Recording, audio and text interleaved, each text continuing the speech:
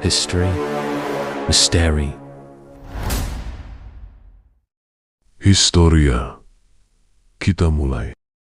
Di usianya yang hampir 40 tahun, Tante May selalu tampil muda dan glamor dibandingkan ibu-ibu di lingkungan tempat tinggalnya.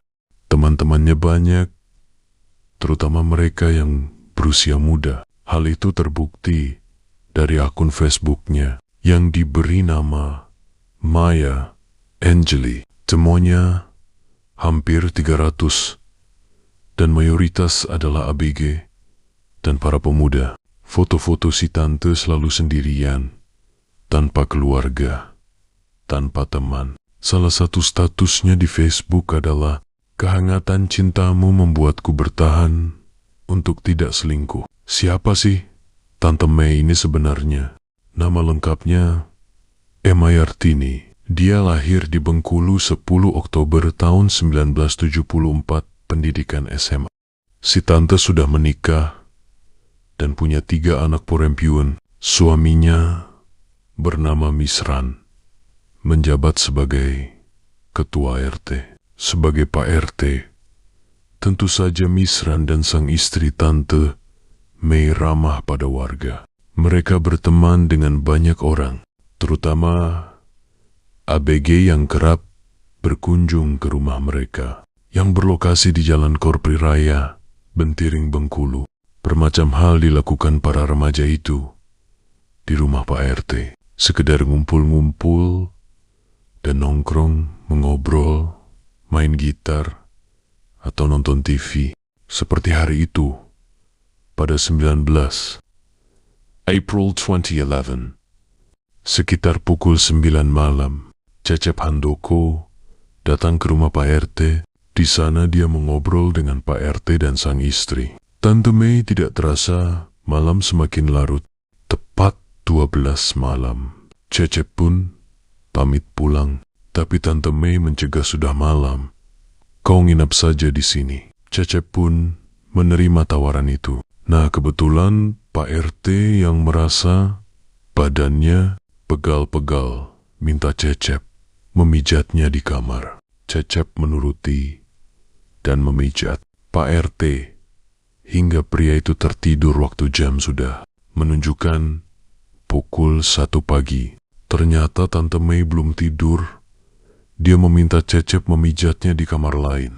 Wanita itu lalu berbaring di atas tempat tidur dan Cecep pun mulai memijat. Sesaat kemudian, si tante minta Cecep mematikan lampu kamar. Dan dalam kondisi gelap, Cecep pun melanjutkan pijatannya. Saat itulah, mendadak Tante May memegangi Cecep dan menggerayanginya tanpa malu-malu. Tidak perlu waktu lama, keduanya pun lupa diri dan melakukan hubungan badan. Bulan berikutnya, pada 7 Mei tahun 2011, sekitar jam 10:30 pagi, Rido Akbar alias Edo datang ke rumah Pak RT. Seperti biasa, di rumah ada Tante May. Selagi Edo asyik nonton TV, si tante minta tolong untuk dikerokan karena badannya masuk angin. Edo menuruti dan mengikuti si tante yang mengajaknya masuk ke kamar tidur. Begitu ia berada di dalam kamar, Tante May segera mengunci pintu. Edo pun mulai mengerok si tante dengan leluasa. Kemudian, wanita itu bertanya, "Kau mau upah? Ngeroknya apa?" Edo menjawab, "Terserah Tan, apa saja." Hehe. Dan saat itulah, Tante May langsung menggerayangi Edo. Dan mudah ditebak keduanya pun larut dalam hubungan badan. Waktu pun bergulir sekitar sebulan kemudian pada 5 Juni tahun 2011, jam 14:30 sore, Dendi Mahera datang ke rumah Pak RT. Tujuannya untuk membersihkan pekarangan rumah sesuai perintah Tante May istri Pak RT. Usai membersihkan pekarangan, Dendi masuk ke rumah.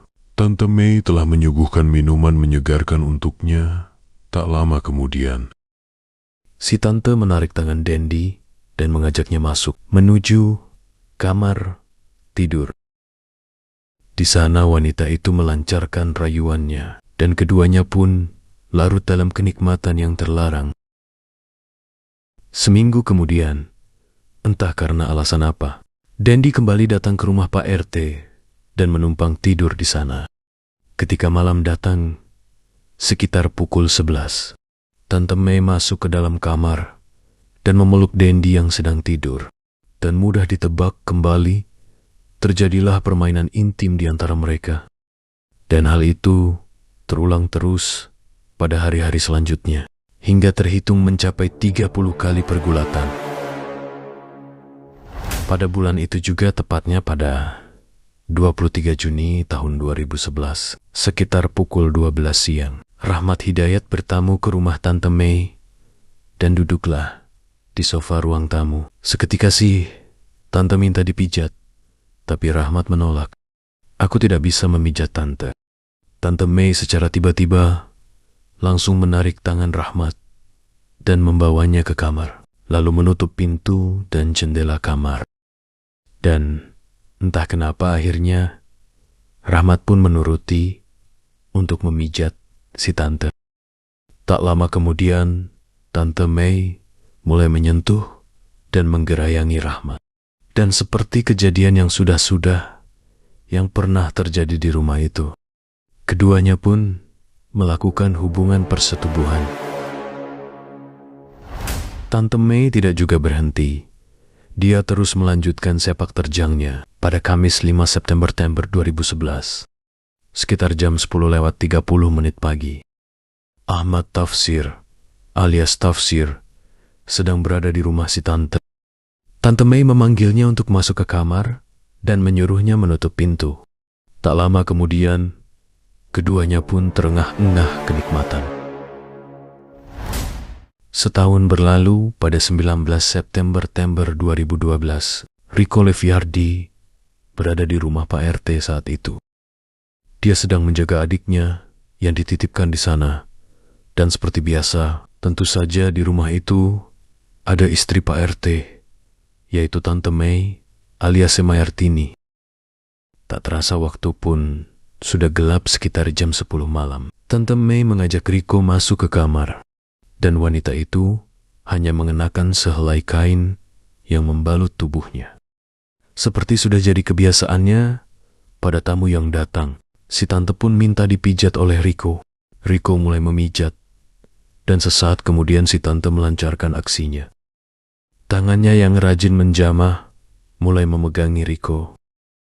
Malam bergairah pun terjadi di antara keduanya. Seluruh sepak terjang maksiat si Tante terjadi sejak 19 April 2011 hingga 25 Januari tahun 2013.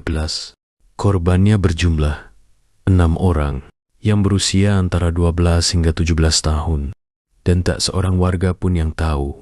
Hingga suatu hari, semuanya terbongkar. Pada bulan April tahun 2017, seorang korban, Tante Mei, mengeluh pada orang tuanya. Burungnya terkena penyakit. Tentu saja orang tuanya terkejut dan bertanya mengapa hal itu bisa terjadi. Sang anak pun membeberkan apa yang pernah dialaminya dengan Tante Mei, istri Pak RT. Nah, dari sinilah semuanya terkuak rahasia Tante Mei terbongkar. Ternyata selama ini di rumah Pak RT telah terjadi peristiwa tidak senonoh, dan dalangnya adalah si Ibu RT. Berita mengejutkan itu pun segera menyebar dan diketahui warga lainnya. Korban-korban lain mulai muncul. Terhitung seluruhnya ada 6 orang yang berani bicara dan bersaksi tentang buasnya sepak terjang Tante Mei. Warga dan para orang tua pun murka dan mendatangi Tante Mei. Kasus itu dicoba diselesaikan dengan melibatkan tokoh adat dan tokoh agama setempat. Namun, diskusi gagal. Nyaris, sebagian warga berusaha menghakimi Tante Mei dan mengarak wanita itu agar pergi dari desa. Mereka ingin membersihkan kampung dari perbuatan maksiat. Namun, Tante Mei tidak terima. Pada akhirnya, warga melaporkan ke polisi dan si tante pun diamankan di Polres Bengkulu untuk diinterogasi. Misran sang suami sekaligus ketua RT juga dibawa ke kantor polisi untuk ditanya lebih lanjut perihal sepak terjang istrinya yang menggauli. Berondong. Pria itu mengaku selama ini mengetahui aksi mesum sang istri. Dia pernah memergoki istrinya dan menegurnya agar jangan mengulangi perbuatan itu. Namun sang istri Tante Mei bandel dan terus mengulanginya tanpa peduli pada Misran sang suami. Ketika diinterogasi, Tante Mei mengungkapkan pengakuan yang cukup mengejutkan. Wanita itu menegaskan aksinya bukan paksaan, melainkan dilakukan atas dasar suka sama suka. Bahkan ada yang didasari rasa cinta. Bahkan ada yang menyatakan cinta duluan kepada saya. Saya lihat dia tulus, lalu saya terima. Demikian kata si tante.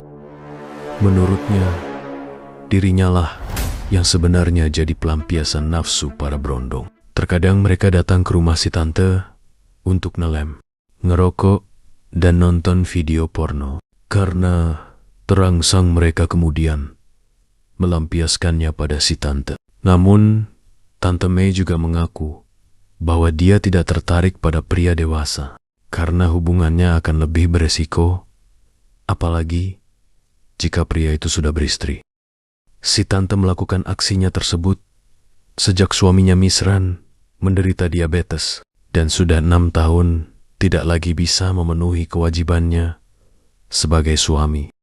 Akibatnya, si tante pun melampiaskan hasratnya yang tidak terbendung pada para berondong. Dari 1 kali hingga 30 kali berhubungan badan untuk setiap orang. Wanita itu mengaku sebenarnya korbannya lebih dari 6 orang. Namun yang berani mengaku dan bersaksi hanya 6. Tante Mei juga membantah dia tidak menularkan penyakit kepada siapapun karena dirinya sehat. Dia mengatakan bahwa si korbanlah yang telah menuduhnya. Sebagai sumber penyakit dia itu kerja di kafe. Mungkin dari sana dia dapat penyakit. Kalau saya yang sakit, mengapa yang lain tidak tertular? Begitu kata si tante pada wartawan. Polisi yang mengamati tingkah laku Tante Mei saat diinterogasi melihat keanehan. Jadi, dia itu seperti mengalami gangguan jiwa. Kadang-kadang kepada petugas dia bilang, ingin tobat dan kembali lagi membuka Al-Quran yang sudah lama ditinggalkan, tetapi tiba-tiba bilang bahwa dia mantan entertainment dan sebagainya. Jadi kayak orang labil. Demikian dikatakan Kapolres Bengkulu kepada media. Biasanya tersangka kasus asusila malu dan menunduk. Tidak demikian dengan Tante Mei alias Mayartini. Dia justru tampak percaya diri, bahkan kepada wartawan yang mewawancarainya. Dia pun berani buka-bukaan. Terungkap pula bahwa ternyata kasus Tante Mei ini pernah diselesaikan secara adat oleh warga dan tokoh agama setempat. Sanksi pun telah dijatuhkan berupa pengusiran Tante Mei. Tapi menurut si tante, dirinya tidak terima diusir warga. Saya tidak punya tempat tinggal lagi. Saya sudah bangun rumah itu, dan saya tidak mau pergi dari rumah itu. Sang suami Misran, yang meski tahu kelakuan istrinya, mengatakan tidak ingin menceraikan wanita itu. Alasannya dia khawatir nantinya tidak ada lagi orang yang merawatnya. Sang suami pernah memohon kepada warga agar istrinya tidak diusir. Namun warga menolak, hingga kasus ini pun akhirnya dilaporkan kepada polisi. Di persidangan, kasus digelar di Pengadilan Negeri Bengkulu. Jaksa penuntut umum menuntut pidana penjara 12 tahun dan denda 60 juta rupiah. Subsidiar 6 bulan kurungan. Pada Desember 2013, Majelis Hakim menyatakan Tante Mei alias Mayartini terbukti bersalah, membujuk korban-korbannya, dan melakukan aksi bejatnya pada mereka. Vonis pun dijatuhkan 8 tahun penjara bagi Tante Mei, jauh lebih ringan dari tuntutan jaksa. Mendengar putusan itu, Tante Mei langsung memeluk ketiga anak perempuannya yang masih kecil, dan sesaat kemudian si Tante pingsan karena kaget atas keputusan hakim jaksa. Jaksa kemudian mengajukan kasasi ke Mahkamah Agung, dan di tingkat kasasi inilah pada Juni tahun 2014, kemudian hakim memutuskan dengan tuntutan jaksa, yaitu vonis 12 tahun kurungan bagi Tante Mei. Di tingkat kasasi, kasus Tante Mei diputuskan oleh 3 hakim agung yang dikatui Hakim Agung Suryajaya. Saat dilakukan voting, 2 hakim lainnya setuju hukuman 12 tahun bagi Tante Mei. Namun, Hakim Agung Suryajaya keberatan. Menurut sang Hakim Agung, Pengadilan Negeri dan Pengadilan Tinggi hanya menjatuhkan vonis kurungan 8 tahun tanpa menggali mengapa Tante Mei melakukan aksinya, bukannya untuk menghapuskan pertanggungjawaban pidana, tetapi setidaknya dapat menjadi alasan untuk meringankan hukuman terdakwa. Tante Mei menurut sang Hakim Agung, di tingkat Pengadilan Negeri dan Pengadilan Tinggi harusnya mengungkap mengapa Tante Mei melakukan hal di luar kelaziman.